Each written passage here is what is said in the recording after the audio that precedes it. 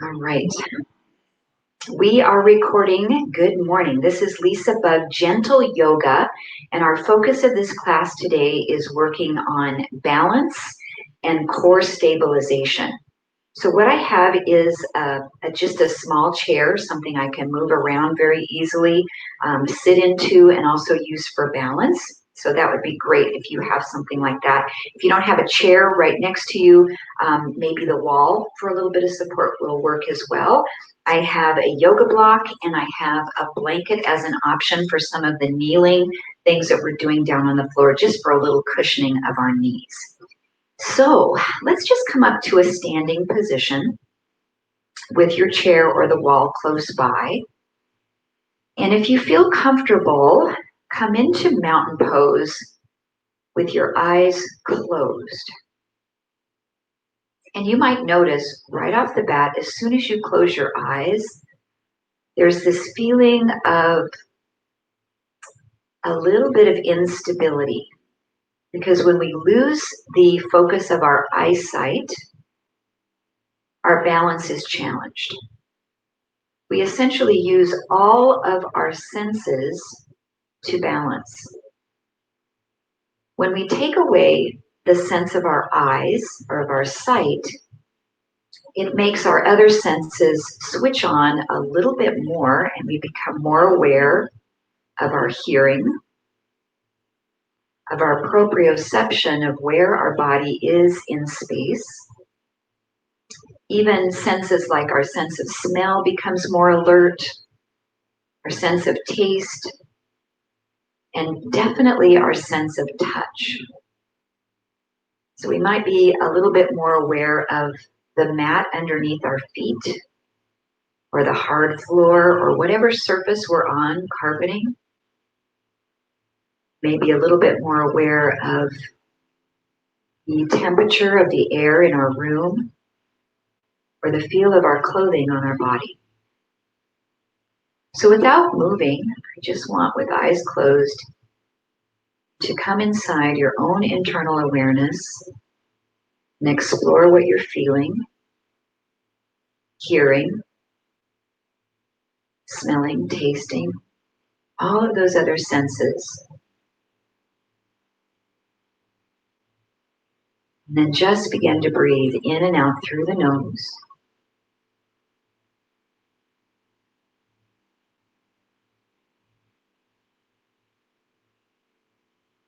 And as you inhale, think about your body growing taller and longer.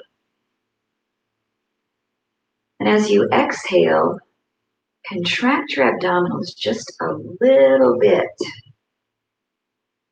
I'm going to refer to that contraction today as bracing. Inhale for a long spine. Exhale, bracing the abdominals. And what does bracing mean? It's not sucking the belly in really tight. It's just firming up your abdominals. So if you were to imagine if someone came up to you and gave you a little punch to the belly right now, what would you do to brace your abdominals? You would tense them up a little bit and tighten them. So that's the feeling I'd like you to find in your core.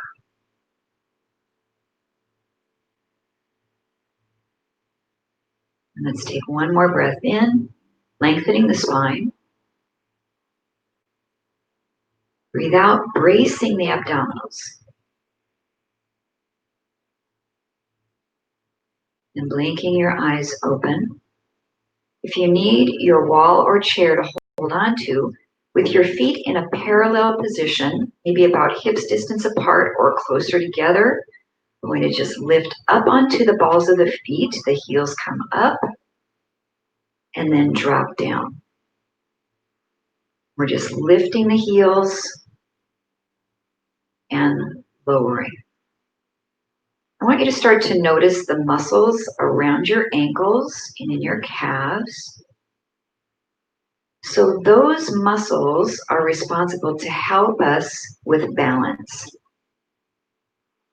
So if we're walking outside and we're going down a nice path that's on a kind of a wooded trail that's unlevel surface, those muscles in our ankles and feet help us to rotate our feet a little bit laterally side to side so we can keep our balance as we're walking on an uneven surface.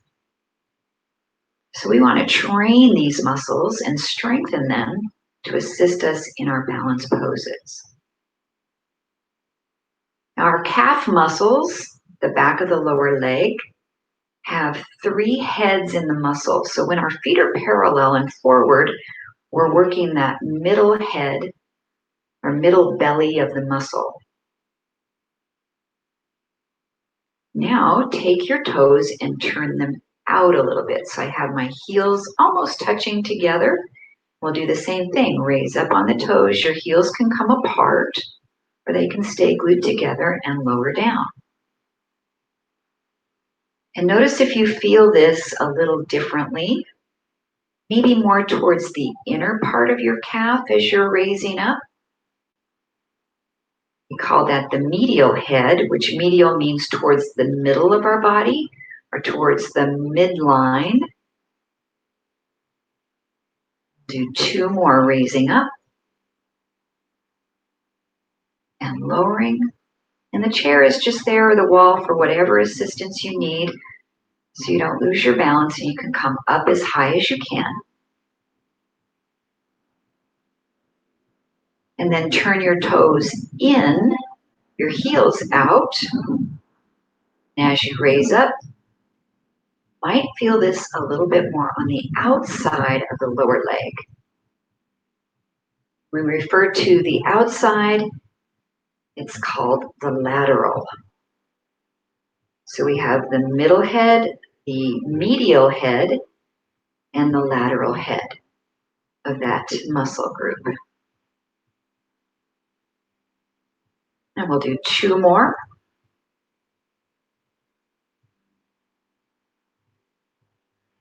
And 1 more.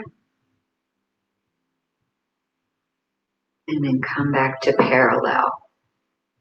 Now, if we put a little bit of a bend in our knees, so I'm going to soften down almost like I'm in a baby chair pose, and my head's going to stay here. I'm not going to rise up and down. Now lift the heels up and lower. I'll give you a little side view here. So I've got the knees bent. I'm lifting the heels up and down. Now, underneath the big calf muscle group, kind of a little bit more internal to the body, is a muscle called the soleus. And so when we lift our heels, when our knees are bent, we're activating that more internal muscle. So this feels a little bit different. We'll do 1 more with the feet parallel. And then take a short break by just straightening the legs for a moment. Turn your toes out. Come back down into a little knee bend, and you'll notice that my knees just opened because the knees will track over wherever your feet are. Now lift your heels up and down. And again, I'm not raising my body up and down. This is all very level. Just lifting my heels while the knees are bent. Brace your abs. Make sure you're not hunching up your shoulders so everything's relaxed in the upper body, the upper back. 1 more time, lift, lower, and take a break standing up. Okay, you know what's next, I'm sure. Toes turn in. This one's a little awkward because we have to come down and we bend our knees, and it's like we're holding. We have to go to the bathroom. I know this is like an awkward position, but it has a point. I have a method in my madness here. So the toes are turned in, the thighs are rotating towards each other. I'm lifting the heels up and down, really stabilizing. And by now, your calves might be saying, whoa, this is a little bit of a workout. Let's do 2 more. Knees bent, toes rotated in. And 1 more. And rise all the way up and bring your feet back to parallel. So now, standing in mountain pose, what are you feeling? A little bit of heat building up in that muscle maybe. And we're going to use that heat to start to create some flexibility in the ankle as well. So from flexibility becomes stability. So if we have, our muscles are so tight in our calves and our feet that we don't have very good flexibility, then when we're out, we're walking, we're trying to keep our balance, we're going to lose some of the stability that we have. So you can either sit in your chair or do this standing up. I want you to take your right foot up off the floor and start to circle your ankle. And these can be pretty slow movements because I want you to feel that full range of motion from pointing it to flexing it all the way around. And then reverse that circling action. So the more range of motion we have in that joint, it's going to be able to move for us while we need to keep our balance. That being said, if we have too much movement in a joint, we can lose stability. So there's a fine line sometimes about having enough and too much. And then just flex and point.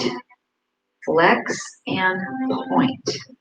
When you flex up, you're using this muscle right in the front of the shin, tibialis anterior. You guys love having a little anatomy lesson, right? I know, Joyce, you do. It's so fun to learn these muscle names while you're working them. One more time, flex and point.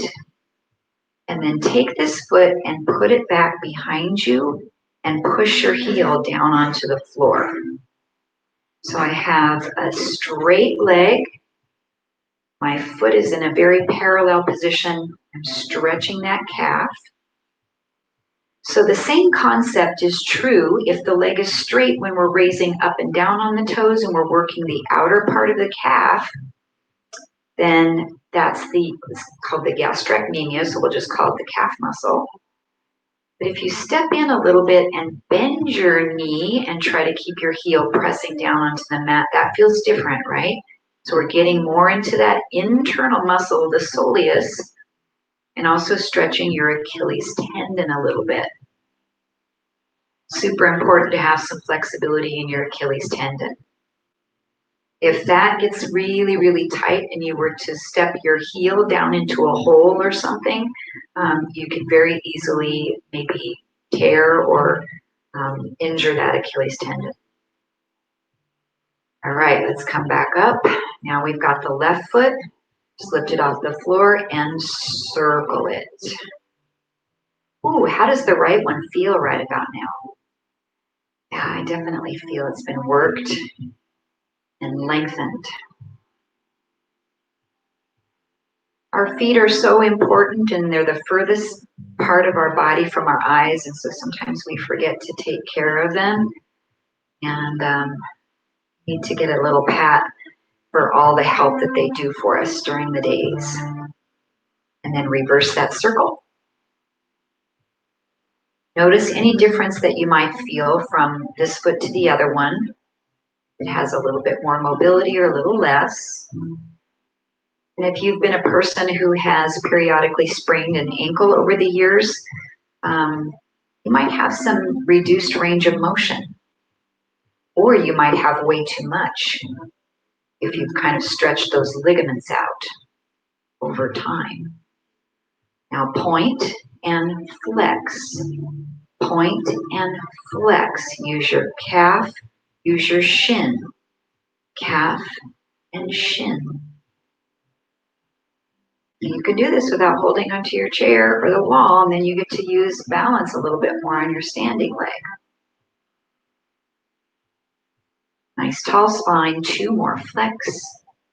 Point. 1 more. Flex. Point. And take this leg straight back behind you.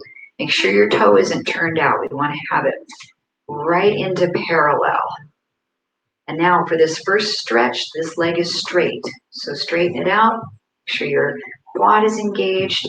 The further back you go, the deeper the stretch you're going to feel in that calf.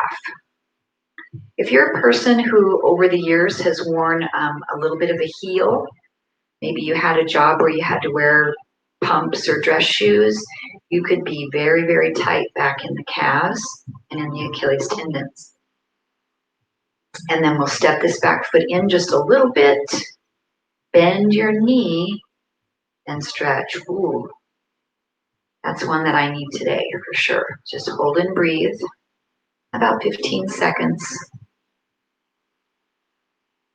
So we've worked on strengthening and stretching in the muscles of the lower leg to prepare us for some of our balance poses today. And then we'll press all the way up. Okay, one of the most infamous balance poses in yoga is tree pose. So we're going to start by standing on our right leg first to pick up the left knee, rotate it out, and I have the foot maybe on the inside of the lower leg.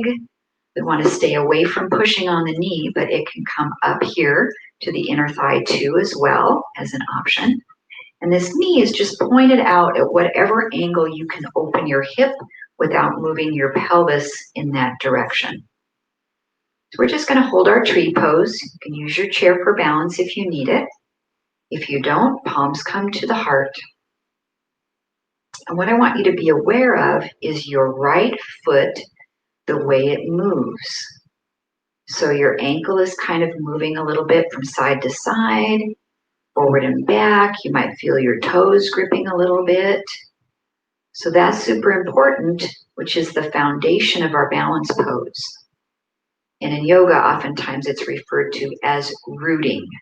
So you think about your tree, the trunk is not just sitting right on the soil, right? Because it would fall over. There's roots that go way down into the soil and they spread out so that our tree can remain upright into the ground. So I want you to think about rooting down with your feet and then spreading your toes out a little bit, those roots, as we balance. You might be feeling some good amount of work in that lower leg as those muscles are firing periodically. We'll just hold here maybe another 15 seconds. If you'd like to lift your arms or even move them a little bit to challenge your balance more. Sometimes it's more difficult to balance when we have a body part moving, but that's very functional in life. We very rarely need to just stand completely still when we're doing something at home that we might need to balance. And then press the palms back in and release the foot down. And just circle that standing foot just a little bit, a couple times each direction. And if you just come to a neutral, a nice mountain pose, you can close your eyes if you like. What do you feel in that standing leg versus the opposite foot?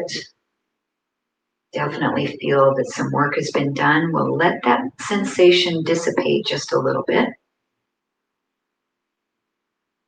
And then we'll move into the other side. So we're standing on the left foot. We root and we ground down in. We'll pick up the knee and rotate out. Now you can always keep your toe down on the ground, just barely touching it if that feels more stable for you in your tree pose. So as we're holding this one, let's talk about the breath. At the beginning of class, as we inhaled, we thought about lifting the spine long, and on the exhalation, bracing the abdominals. So same thing applies here as we're doing the standing balance pose. We're breathing in and out through the nose. Try not to hold your breath when you balance. Let the breath move. If you'd like to change the shape of the arms, extend them out or sway them side to side. And then if you want to get a little cocky with this, you could try closing your eyes. So as we talked about earlier, the vision plays a big part in our balance. So we call that the drishti in yoga, which is a focal point. We use our eyes to look at something that's not moving to help us with our balance. Let's bring the palms back together. Set that foot down. Circle the standing leg ankle a couple of times. And then let's just recheck in. Come back to mountain pose, either eyes open or closed. What are the sensations you're feeling in the lower legs? Let those sensations dissipate just a bit.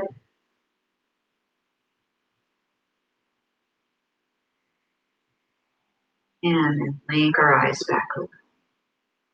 The next balance pose is a standing pigeon. So we're back to the right leg to root and ground. The left knee comes up. We flex our ankle and place it on top of the thigh. I don't want it on my knee. It's up here on top, and I'm going to let this knee open out. So this is very similar to tree, but instead of having the foot to the inner thigh or shin, I've got it crossed over.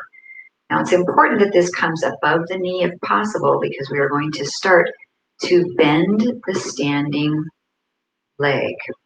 This is where your chair comes in really nicely, or the wall. Have it in front of you.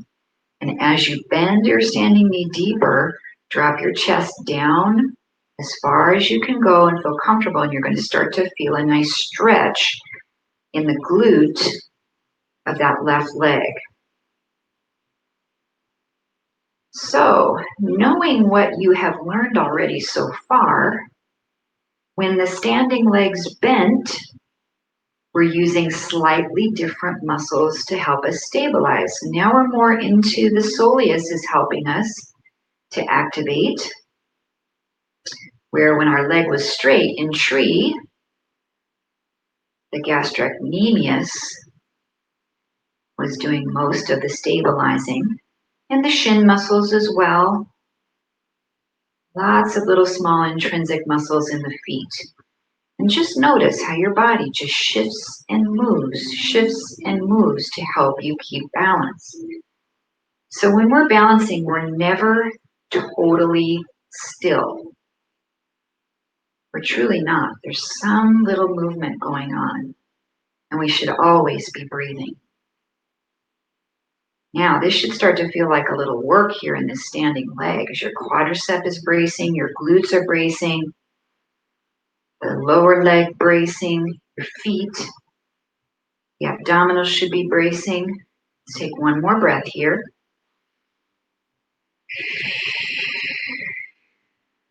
And rising up. Ooh. Was this gentle yoga? I think so. All right, shake it out a little bit. Come back to mountain, maybe close your eyes and check in. So I'm definitely feeling a lot more heat on the right side of my body that was working, and feeling a nice freedom in the left hip joint.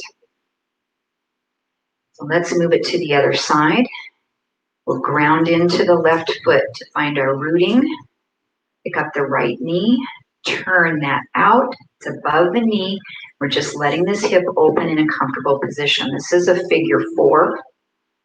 And start to bend your standing knee. We're coming into chair pose.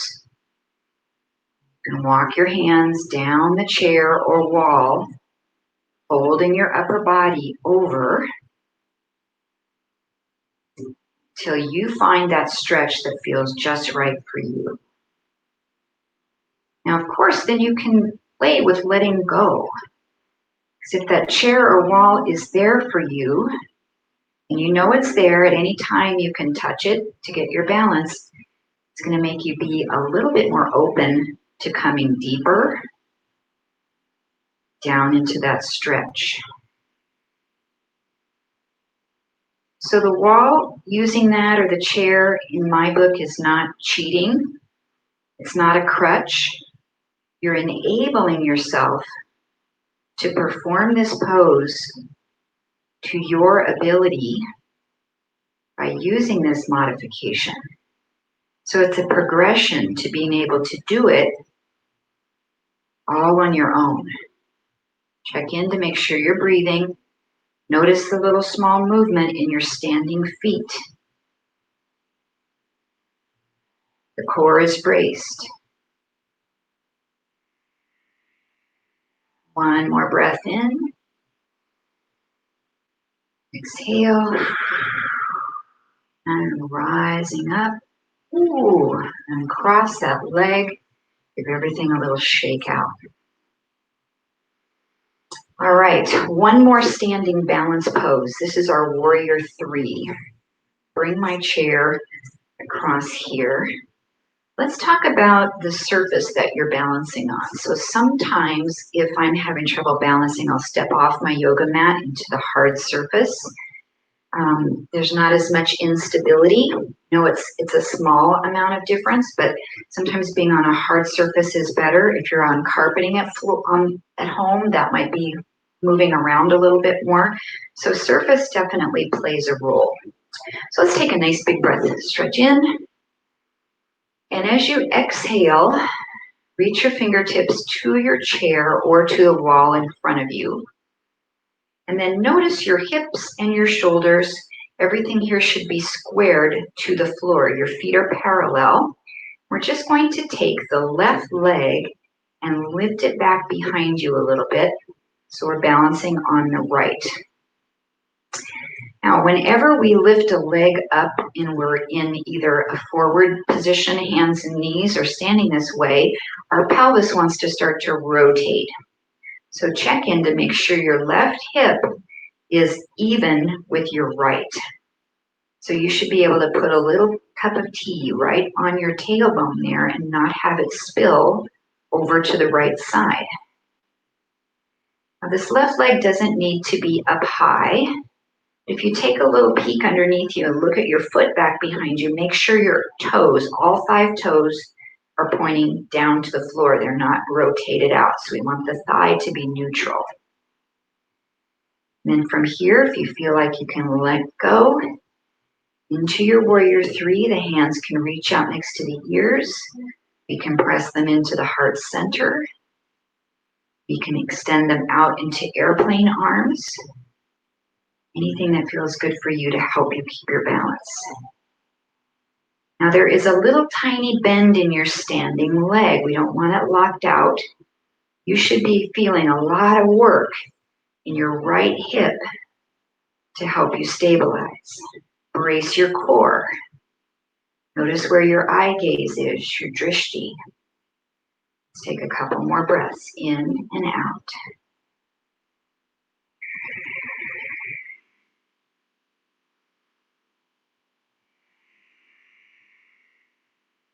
And then just let your left foot float down. Soften your knees and stand up. Take a second and check in. Wow, there's a big difference for me, for sure, in this pose between the standing leg and the extended free leg.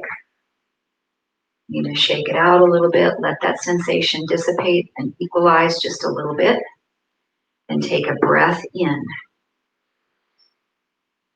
Exhale, and to bend forward with soft knees, bringing your fingertips to the wall or chair. Hips are level, shoulders are level, and send your right leg straight back. Make sure your toes are pointing down and there's no rotation in your pelvis. So this is like taking a tabletop and removing one leg. So when we remove a leg from a table, we don't put one leg in the middle to help it balance, right? It's just going to fall over because we've taken one leg away. So that's how your body should feel, like you want to topple over to the right side.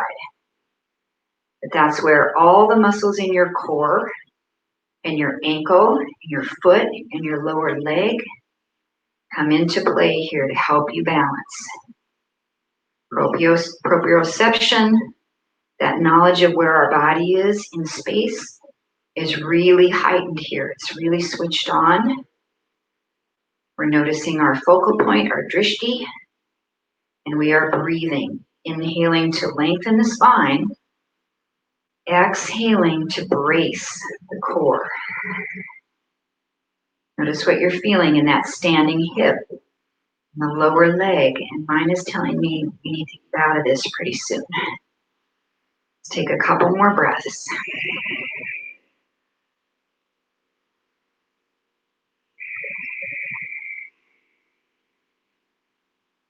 Let your right foot float back down to the floor. Soften your knees. Stand back up to mountain. And then just check in. You can close your eyes. Wow. Sometimes I forget how much work that really is. Feel the benefits. Your heart rate maybe even might have elevated just a little bit. All right, we're coming down onto the mat, but I want you to keep your chair close as an option to use towards end of class. And if you have your blanket under your knees, going to come to an all fours position, hands and knees. So now I want to duplicate what we just did now from a kneeling position, because it's a great way to work the core stability. So we will take the left leg straight back behind, and knowing that this is like taking one leg off of a table, you might feel a little bit more work into your left arm than your right. So I want you to try to balance it out. Try to split 50-50 between both hands.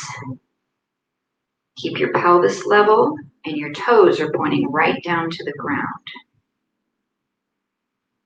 And then the right arm lifts up off the floor, thumb is up like you're going to shake someone's hand. And this is spinal balance. This position is exactly like our warrior three, but we're not on the foot of the right leg, we're on the knee. So it's a great way to build a little bit of confidence in our warrior three by strengthening the core, abdominals, and back muscles. Today, this is about balancing, but we can also balance through movement. So if you'd like to move this right arm, maybe take it out to the side, see how that changes the pose. Bring it behind you. Circle your arm a little bit, whatever you want to do to challenge this just a bit.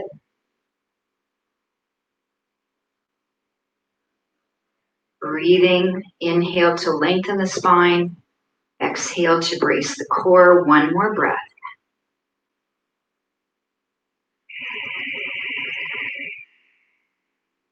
Sit the right hand down, the left knee comes down.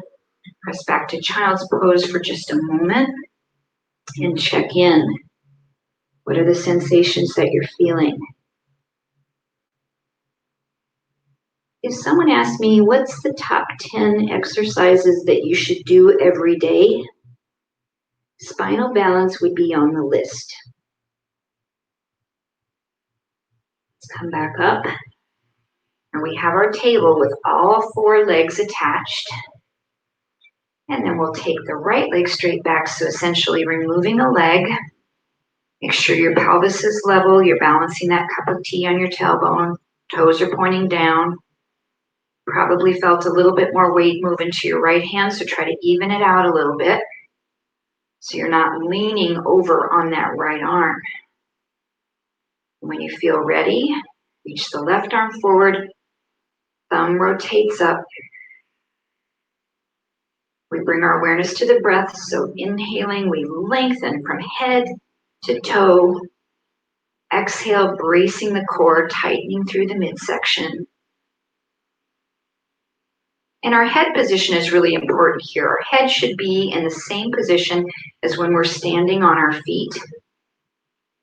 So when we're standing up, we don't toss our head back and look up to the ceiling, right? So we don't want to do this in spinal balance. It's crunching the back of the neck.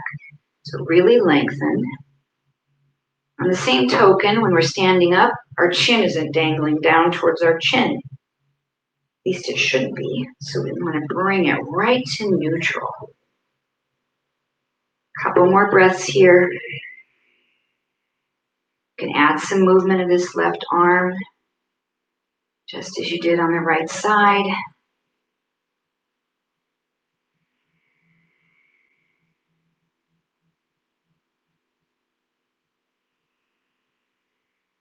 And then bring the left hand down. The right knee comes down. Press back to your child's pose.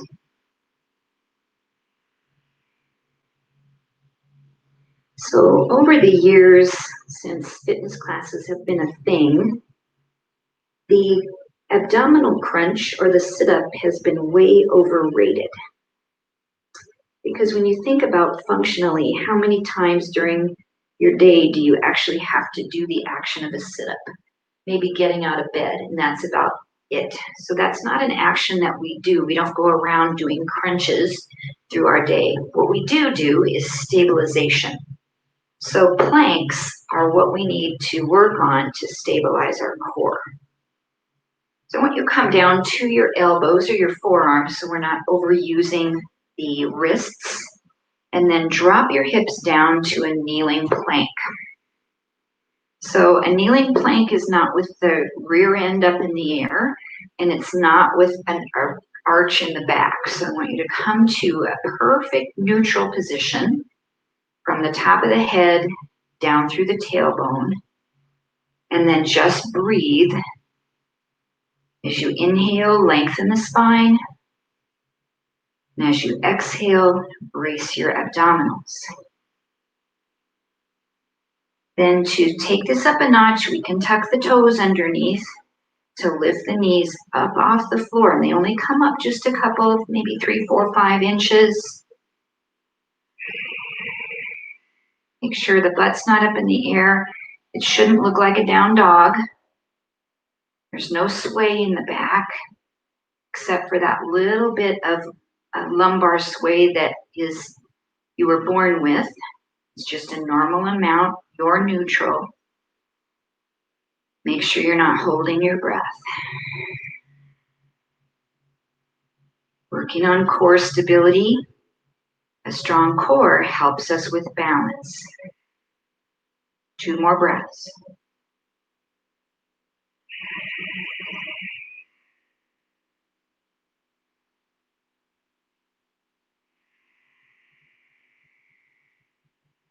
And if you're on the toes, the knees can come down. Walk your hands back to child's pose and check in. So now sometimes if we have weak shoulders or a shoulder injury, that's all you're going to feel. It's wherever the weakest link in the chain is sometimes. So if you're not feeling that much core and it's all in your shoulders, that's definitely something that happens often. You want to take your planks into smaller bites and then eventually work yourself up to holding them longer. And then we'll take a plank on one side and the other. So if we lower our elbows back down, let's do it from our right side first. So we'll turn the forearm in on the right side and come down to the knee on the right and lift the left arm up. Now, if I wasn't firing my core, my hips would just sink down. So nothing would be working here. So we're using the core to stay neutral. We're also using that supporting outer thigh and hip. Your top leg can lift if you'd like. And there's many variations of plank. So I could be doing this on my wrist. I could be doing it on my legs, both of them straight with the feet stacked or staggered. So I want you to just take the one here that you can perform this position for the longest period of time. And as you breathe in, lengthening the spine. Breathe out, bracing the core. Again, your shoulder might be the weakest link in the chain. So if you're feeling that you're losing your alignment, come out of it. Let's take one more breath. Exhale completely. And then lower the arm down. Come back to your child's pose. Stretching that arm out forward that you used for stability, or bringing it next to the sides of the body with the palms rotated up. Check in. Let the sensations you're feeling dissipate just a bit. It's almost like getting an eraser out, wiping the slate clean so that you know what you're feeling on the other side, independent of the residual feelings from the first side you did. And then we'll come up, preparing to go to the other side. Now you certainly can do this from the wrist as well. So I'll demonstrate the wrist position on this second side. So coming up into your side plank. Now this arm doesn't have to be up. It can be on the hip or wrapped behind your back. It's not about this extended arm. It's about not slumping down or shrugging through the shoulders, staying nice and lifted. Top leg can raise up as well. Now this might be a pose where you could take your vision away. You could try closing your eyes. Ooh, as soon as I did that, my body started to tip forward. Or you can take your gaze up, looking towards the top hand. That will also help to increase that need for stabilization. Inhale to lengthen the spine. Exhale to brace the core. 2 more breaths.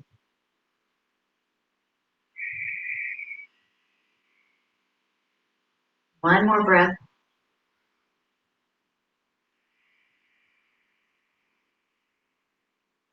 And then lowering down. Come back to one more child's pose here.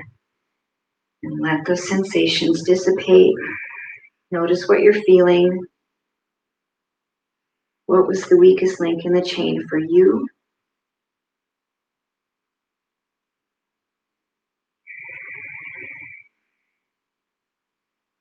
And then we'll come onto our backs for a bridge pose, which is essentially a modification of a reverse plank. And when you come down onto your back, we're going to have the option to do legs up the chair for final relaxation. So you can have your chair in position here so that eventually you can put your legs up on top if you want to use it. Okay, come down onto our backs.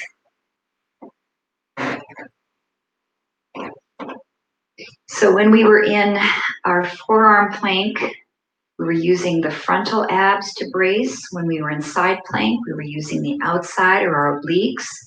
Now we're going to be stabilizing with the posterior core muscles. So pressing into the feet, root and ground, then roll your hips up, come into bridge. So a lot of muscles here are supporting us so that we don't fall down out of the bridge. Some major players in this game are your glutes and your hamstrings. What we don't want to use is the fronts of our thighs. So try not to push forward with your feet. I want you to think about pulling your heels under your body as you hold this. And then your hamstrings might switch on just a little bit more. And then your glutes should be gently engaged. I don't want you gripping them so tightly to hold yourself up here, because then they will do all the work and your core muscles will just relax. And I want you to think about working your core as well. Inhaling to lengthen the spine. Exhaling to brace.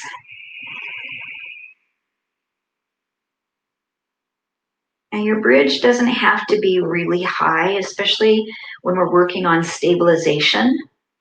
If we're working on back bending, then we want to lift the hips a little bit higher and try to curve the spine and create extension. But for here, we're just working on stabilizing and breathing and holding. Shouldn't be using your arms much, so you can even turn your palms up so that you don't feel like you're pushing down really hard with your arms. And let's take 3 more breaths. Notice where you're feeling the work.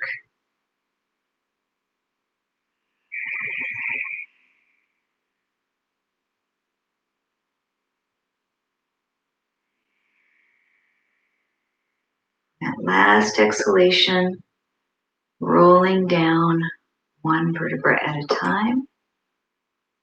And then taking a little bit of a counter pose, just hug your knees in toward you.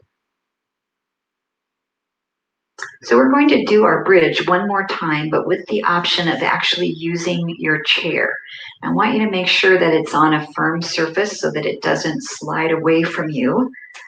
But we are going to slide a little closer so that the ankles and heels are on top of your chair. Now, if you don't have one, you're going to set your feet back down and do another bridge just like we did. If the heels are on the chair, inhale to prepare. Exhale and start to lift your hips up into bridge. Ooh, why is this so much different? Those of you that do Pilates Reformer with me know how this feels with your heels on the foot bar. So that's giving us a little bit different sensation and a lot more work down the back of the legs. Again, this doesn't have to be a high bridge. Your hips can be down a little bit, but the spine should be neutral. And we're working through the hamstrings, major players in this particular exercise. And our hamstrings are inherently weak muscles because we spend a lot of time sitting, not contracting those muscles, and our life is pretty quadricep dominant during the day. So holding and breathing. I also have my feet flexed up a little bit, so you might be feeling this in your calves and the shins. We've got 2 more breaths.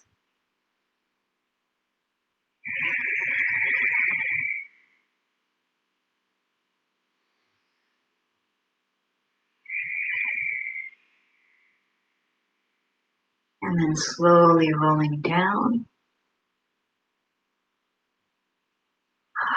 And this time we're just going to hug 1 knee into the chest. Pull it in.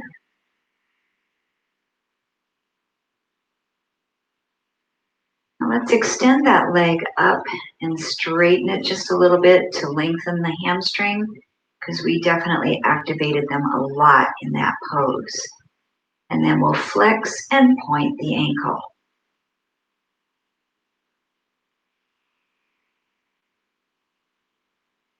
Give that ankle a circle, maybe 4 or 5 times one direction.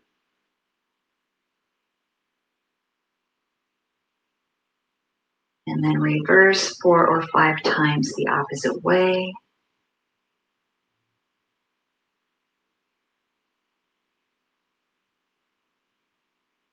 Pull that stretch in just a little bit closer. Inhale. And exhale, lower that leg back down. It either comes to the top of your chair or down to the floor. Hug the left knee in.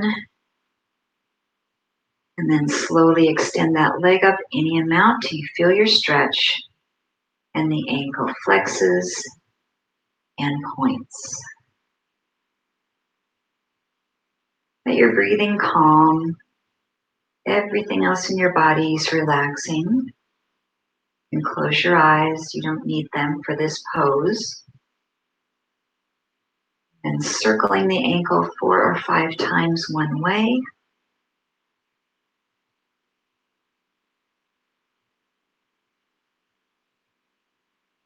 Reverse.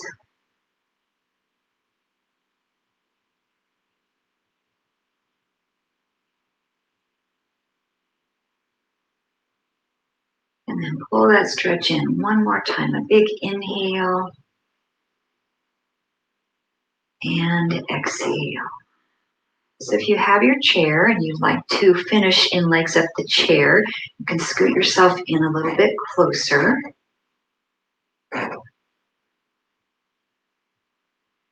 And then palms are up. Take a moment to find a nice long spine on the mat. So without the chair, you can just have legs outstretched in a shavasana, or knees bent with your feet on the floor. Or if you're close to your wall space, you can do legs up the wall as well. So I'm just elevating the knees, stacking them over the hips to allow a little Venus return, reversing the blood flow from the lower extremities back towards the heart.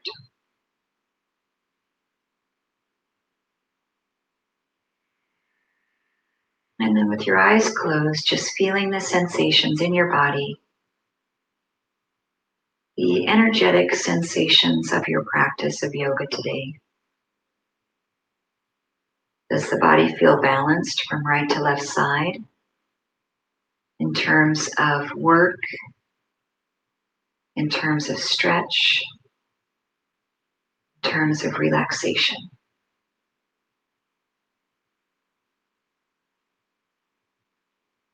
As we bring our awareness back to the breath, think about lengthening the spine on the inhale, let the belly float up.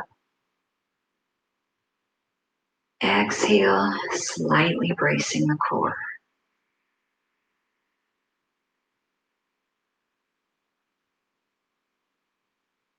And we'll add the Mula Bandha, that connection of a pelvic floor contraction or a little Kegel exercise on the exhalation.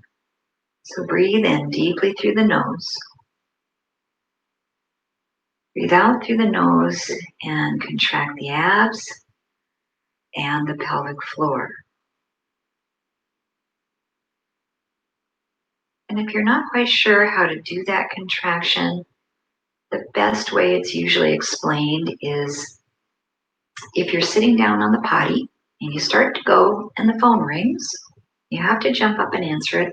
How do you shut off the flow of urine once you started? So we have little muscles there that contract and shut off. So those are the muscles we try to tighten. We'll do 3 more breaths. Inhale. Brace the core and the pelvic floor. 2 more breaths.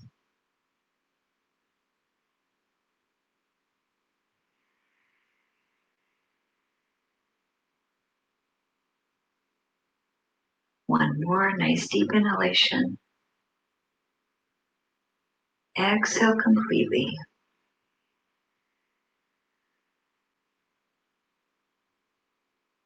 And just allow your breath to return to a normal flow.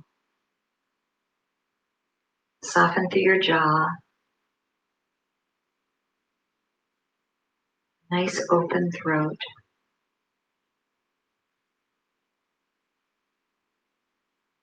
And focus on what you've learned today. If you had an aha moment, something that really resonated with you,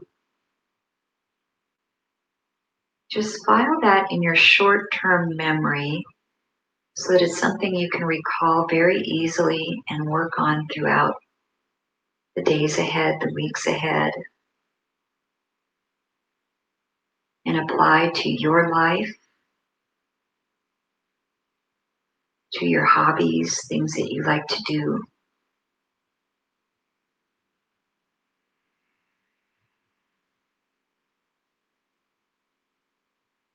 And acknowledging that yoga is all about applying to everyday life. We are not on the yoga mat 12 hours a day. We're in our kitchens, we're in our gardens, we're driving our cars, we're cutting the lawn. We're doing all these things where we apply our principles of yoga to everyday life. And for each one of us, that's in a little bit different way.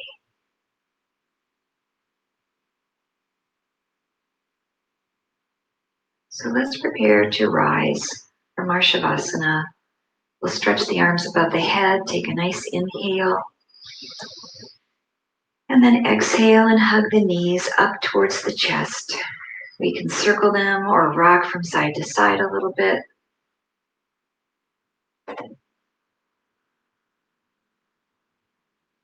And then roll to a side. Remain there for maybe a breath or two. We let our blood pressure start to rise back up, our systems to switch on. And then using the strength of the arms, press yourself all the way up. Coming to a nice comfortable seat. Maybe cross-leg pose. You can sit in your chair, any place you feel comfortable. We'll keep our eyes closed for a few more breaths, bringing our awareness internally to all the other senses of our body except for sight.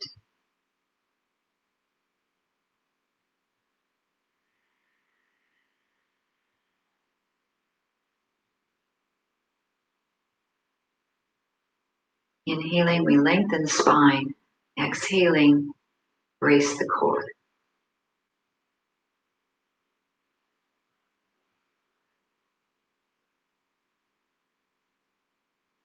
We'll place the palms together in our Anjali Mudra, our prayer position, our Namaste position.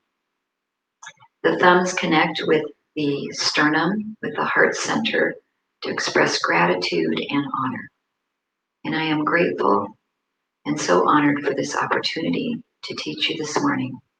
And the light and the love that resides within me honors the light and love in each of you. Namaste.